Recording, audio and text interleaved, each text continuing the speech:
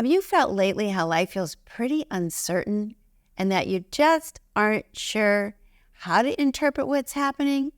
Might feel unsafe or threatening for some, or maybe you at one point find yourself being so enthusiastic about someone or something and it completely blows up in your face and you realize, man, did I just misread that situation? Well, it has happened to all of us, but it's happening more often right now because our world is changing. We are in the midst of a massive transformation. Almost everything that we thought was predictable is a bit up for grabs. Our jobs, our planet, our health, our economy, our relationships, even our understanding and expression of who we are. And so the only way to navigate any of this is to come back to our senses, all of them. Even the inner senses, the ones that you either didn't know you had or the ones you've been fighting with because you've been told they're not real. My name's Sonia Choquette. I'm a third-generation intuitive guide and channel, and today I'm talking about a very essential skill that we all need to not just survive, but to be safe, to be secure, and to make life easier, to navigate an uncertain and unpredictable world like we've never, for most of us, ever seen, and do so in a way that's effective and easy and works. So I welcome you to my channel. If you're new to my channel today, I'm going to teach you and talk to you about how to read life accurately. What does that mean? It means two things: how to sharpen your outer senses and start using them. I mean, for example, how many of you lately have found yourselves so checked out and numbed out, you're not even present? I had a client yesterday that I mentor, and she said, I'm really worried about my husband. 2 times this week, he just sailed right through a red light, just didn't even stop. And thank God we live out in a small town where we didn't get in a car crash. But she said he was just so checked out. I told him he's not allowed to drive anymore. And this is a young guy. This is not someone that we have to worry about. I had another woman call me up and said, I'm married to a guy that I'm just ready to divorce, and I swear to God, he won't even notice if I'm gone. He's so buried in his phone or his computer that when I'm talking to him, he doesn't hear a thing. He is not here. So relationships and safety are so compromised when we're not present. Or how about this? I had another client whom I really love, who had been planning for years to open his own little restaurant. And he had great cooking skills. He wanted to make a little Mexican taqueria. It was something that he had learned from his grandmother and mother and aunties, and they had the whole thing planned out. And everybody talked him into getting a certain location because the price was right. He said, I don't know, Sonia, I just knew it was wrong, but it made sense. When they put it on paper and showed me the financials of it, it seemed like a good place to start. But guess what? Nobody showed up. There wasn't foot traffic. There wasn't parking. I put so much money into this. And after 6 months, I had to shut down. Couldn't afford it. I lost everything because he didn't read the place accurately.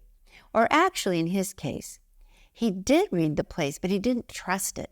And I find that is probably for most people the case. You are intuitively sensing something. You are feeling more than your 5 senses are giving you, or more than logic at the moment is informing you. But if you ignore it, oh my God, what penalties you're going to pay. And then when you look back, you think, oh my God, I knew that. What was wrong that I didn't trust it?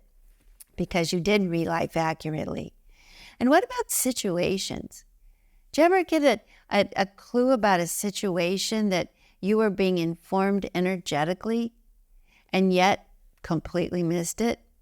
I have a client who's quite successful financial advisor in Chicago, and then he decided to semi-retire down to Florida, where he indulged his love of architecture, and he bought 2 little hotels in Naples, and he he renovated them and he turned them into a fabulous little business he just loved. And he did really well for a decade. Well, one morning he was sitting at coffee and he had this flash real fast in his mind, check the insurance so that it's renewed. So he made a note to himself that he was going to call the manager that he had hired to see if he had renewed the insurance on the hotels. But he got distracted and he actually rationalized that, of course he did. That's just such common sense. We're in Florida, for God's sakes. It's Hurricane Alley. A couple days later, flashed again. He was getting his hair cut, and while he was getting his hair cut, it just traveled energetically across him again. Thought, I better check, because it was hurricane season and he was used to it. But once again, his rational mind, logic brain, overrode something he was actually reading, so he didn't call the manager. He didn't check. He said, the guy's smart. He's been my manager for a decade. I'm sure he's on top of it. This is basic. And then a hurricane hit. And guess what? The manager had, in fact, failed to renew the insurance, and it wiped him out. It was so unnecessary. And that's a bit of an extreme condition, but actually, I have seen so many people who will be reading life accurately. They actually will sense like a situation like that. Something's wrong here. I'm being alerted, because your inner senses are that sharp. Or you are able to tune in, but if you're checked out, you're going to miss it. For example, the guy driving in the car. This was not only preoccupied and not present, he wasn't using any of his senses. And you got to admit, driving a car and not being present is really not a good idea. So that's why I wrote the book, Read Life Accurately, because it is time that we change our paradigm, our understanding of what we have to work with to guide us through life. For the longest time, because I've been working for over 50 years, I have heard, that's ridiculous, that's woo-woo. When you pick up energy, you sense energy, those are your emotions, that's wishful thinking. I'm a realist. I'm practical. I believe in science. All kinds of broadly dismissive kind of, well, who do you think you are? How can you possibly know or validate anything that isn't physical? But life has evolved and science has caught up, and quantum physics is starting to recognize that everything is energy, and that we have, yes, outer senses that have to be better engaged, have to be better used to guide you, as well as inner senses that kind of work on the next octave. These inner senses pick up energy, they pick up emotion, they pick up intention. That's why you say, that guy gave me a bad feeling in my gut. Or my heart says I should follow this up.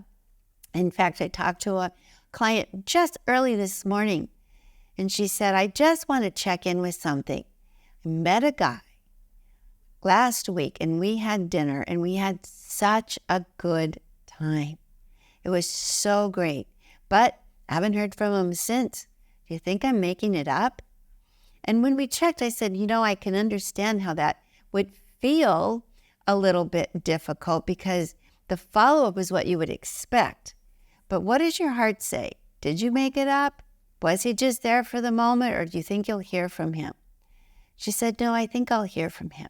I'm gonna just keep that door open, because my feeling was that this was great. And she said, I wasn't even looking to meet anybody or get involved. So it's not like I was wishful thinking, are you the one? It was more like, God, this guy really has a nice vibe. I'm going to know him.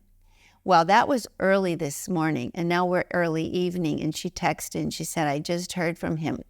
Apparently his mother had a stroke right after we had dinner the same night, and he's been really in it trying to get her sorted out and in medical care, and it's been quite a disruption as the first woman he came up for air, and I was the first person he called.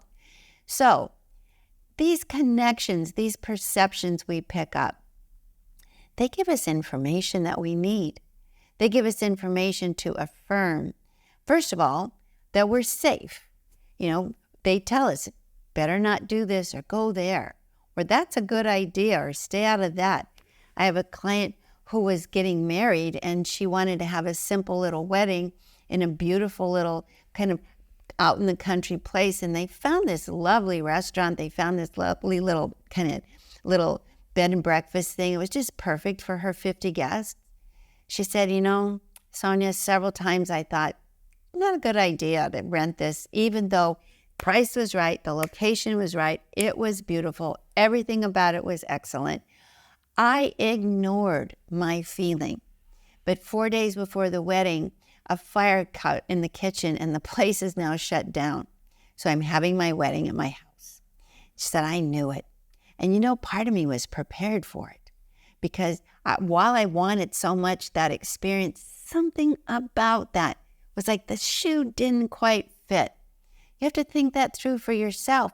We need to start paying attention more and more to the information that our senses are giving us.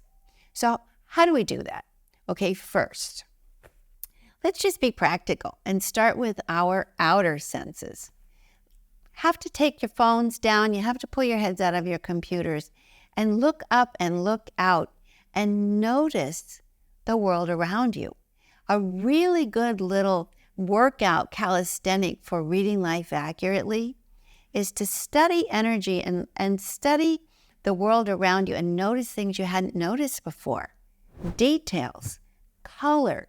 And no, don't do what I call drive-by eyes, where you just kind of skim, and all you're really doing is scanning. You're not really checking anything out. Now, you know where to really start reading life accurately? With people, especially ones you think you know. My teacher once told me, never assume you know anyone, especially yourself, because there's always more to learn and discover. Now, I had a woman who was dating a guy that she said, it was a blind date. He's not my background. He's not even my same race.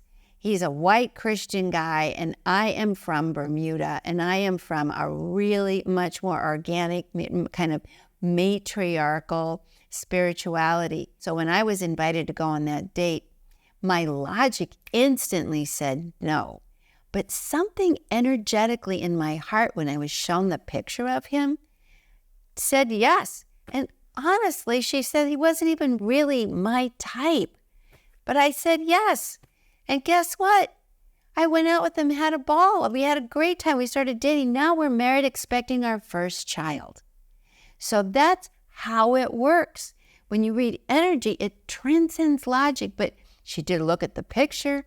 She did listen to the energy.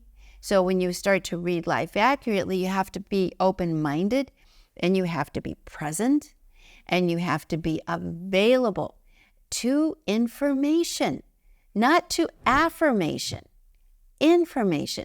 Because sometimes what really blinds us in reading life accurately, reading people accurately, reading work accurately, is that we don't want to know.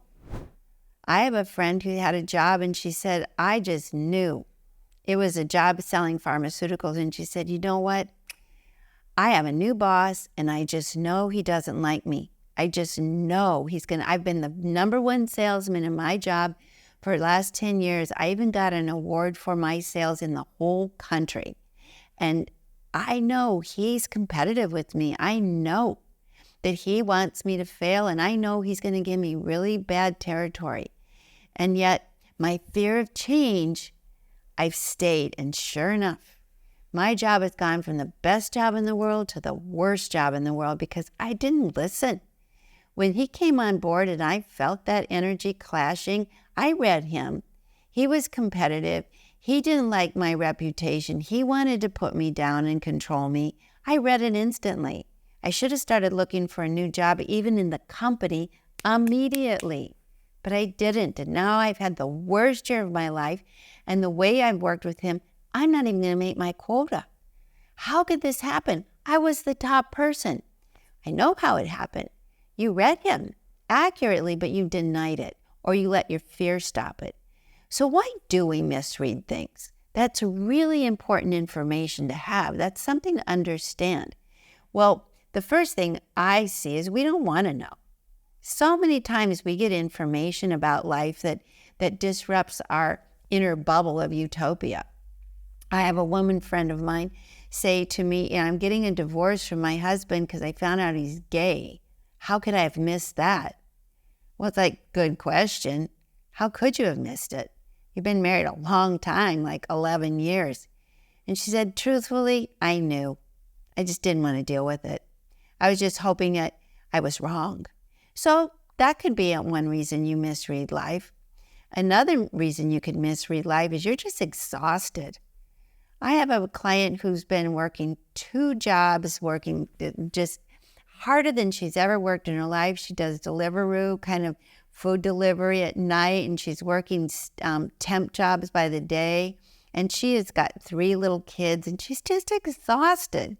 Can't sleep. Her kids are in preschool and coming home with every infection. So every other week she's got something. She said, I'm not sleeping. I'm exhausted. I'm not eating very well because I'm racing around. I'm angry. I'm frustrated, and the world looks super bleak. And when you're in that state of mind, it is hard to read life accurately.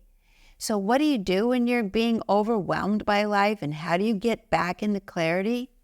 Well, the first is just a tip I have called room to breathe. Just take a breath, open the jaw, and let out a sigh, a loud sigh. Because that kind of, first it activates what's called the vagus nerve, which then kind of, I call it the everyone out of the pool technique. And what it does is it just de-stresses you really fast. And it calms the noise in your brain, especially the resentment and anger that comes from being overwhelmed. Then you can just put your hand on your heart and one on the gut and breathe in to the count of 4, hold to the count of 4, and out to the count of 4. And repeat for 3 or 4 times, just breathing in. And if you want to, you can breathe out with another sigh. And wait, breathe in.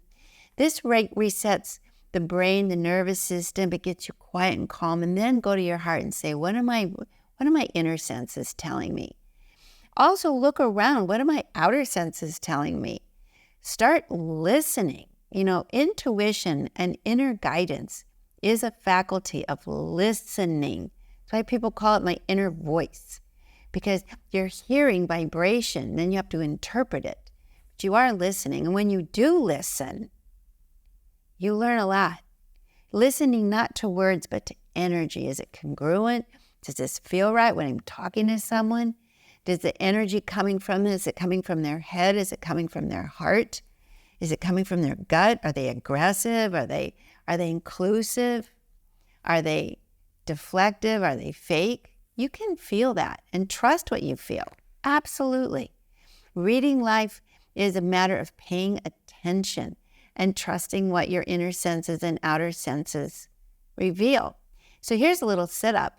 When you sit quietly, first look around and notice something you hadn't noticed before. Something right in front of you. I never do that. One woman said, I looked at my husband and realized his eyes were green and I always thought they were blue. I've been married to him for 8 years. That's not so surprising. Then I want you to hear, listen. And don't just listen to words or sounds, listen to energy. Does the space around you have an energy that's uplifting or tense or stressful? I mean, you will pick it up. Have you ever walked into a room, for example, where there was just an argument? You feel it right away. And that's not enough, though. What do you do with that information? You're going to kind of go along with the gaslight of, no, we're good? Or are you going to take it into consideration? Okay, I feel it. Something's up here. Something's really up.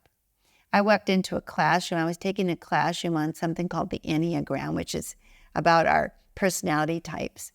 And we went to lunch. When I came back to the classroom, there was a couple that were teaching. And they were smiling, and I could just tell they just probably had the biggest throwdown fight they've ever had in their life. The tension was so thick in the air and the energy between them that I thought, well, I might as well go home for this afternoon's class because I can't hear them for the tension and the anxious and aggression and anger in the air. I'm sure you've walked into that. Maybe you're guilty of that. Maybe you're the one that just exploded and then you go, it's okay, I'm good. The truth is we are sensitive, energetic human beings, and we need to come back to all of our senses. Why? What can that do? Well, first, it'll make you secure because this world is, and who's denying it, really unpredictable and feels a little bit dangerous because of it. We need to know, we need to feel that as we're traveling through the world, we're not going to enter or encounter disasters and ambushes and collisions. I had a client who was going to work the other day, and she said, all of a sudden, I just got this feeling that I should stop and pull over. So I did. She said, I pulled over. I didn't know why. I looked at my phone. I was checking to see if I was examining, did I forget something? She said, I got back in the car and started driving again. And when I got to the intersection 2 blocks away, there was a huge accident that had just occurred. The police were not even there. But if I had been cruising along, that could have been me. That could have been me. The ways in which to read life accurately are so important. It's endless. It's everything. It has to do with your health. It has to do with your purpose. It has to do with your people. It has to do with places. It has to do with investments. It has to do with traveling. It has to do with navigating this world safely. You can read life accurately, paying attention, coming back to your senses, sharpening and being present, listening to your inner senses. Don't argue. Believe it. Work those together and make your decisions. For all of this, I've actually created, because it's so important that we read life accurately and come back to our senses, and this has been my mission in life for over 50 years. I just was guided to write the book, Read Life Accurately. Recognize and respond to what's really going on. Now think about that. To read life accurately. The first thing, what I do is teach you in the book how we do this naturally, and we can tell by our expressions. I could read her mind. I read the writing on the wall. I'm reading that what you're saying isn't really true, or I really read that. I called that. I read that. We say that because it's part of our natural capacity to tune into energy, and that's the language we give it. But I also teach you about what causes you to misread life. One of the things that causes you to misread life, as I mentioned, is being checked out, being numbed out. It's another way to misread life. You're not going to pick up any energy. That's dangerous. You can get really blindsided, and you can really numbing out is no protection. You got to go the other way. Sharpen up. You'll make better decisions. Another thing that causes us to misread life is really big biases, huge ones. And the biggest bias says, what I know is all there is to know. There's nothing more to learn. That is a very common bias that a lot of people unfortunately have. And you get real blindsided when you believe that. You get really caught off guard. You think, how did that happen? The guy looked so great, or she was so wonderful, or this was the greatest business deal, or great investment, or I believe the doctor. And how did that happen? That is just really not wanting to know as well. Another big, big obstacle to misreading life. Sentimentality, being so invested in wanting what you want that you're going to ignore all the red flags. And when we say that, people know what we're meaning. You were warned, but you didn't want to get that information. So I talk about that. I talk about all of those obstacles and how to get around them. Also, we talk about the benefits. Like, what are the benefits when you read life accurately? Well, very first benefit, life gets easier. You know why? Because you won't get stuck in your head. How many of you have been caught in that pinball machine for days, weeks, months? And you can't get out, and you can't find your way, and you're just exhausted. It'll make it easier also because you make decisions quickly. Not because you're figuring out, you feel it. You can follow energy and you feel it. So that's another big reason. And then it shows you opportunities. That is a big bonus, is all of a sudden you get to sense, this is green light energy. I got to go here, or oh, red light, don't go there. Very clearly, that's a very big deal. So you get to make decisions that'll either protect you, keep you safe and secure, elevate you, and connect you. So those are the benefits of reading life accurately. But you know, one of the best is that you rise above all the drama and you start to experience a life that's just in beautiful flow. You, instead of running into all the wrong things, you start connecting with the right things for you. You start to kind of lead a charmed life. All of a sudden, you get into energetic flow and you start to be at right place, right time, right people for you, and really have some excellent outcomes. Really, people start calling you lucky. But it isn't, it appears to be, but it really is a skill of reading life accurately.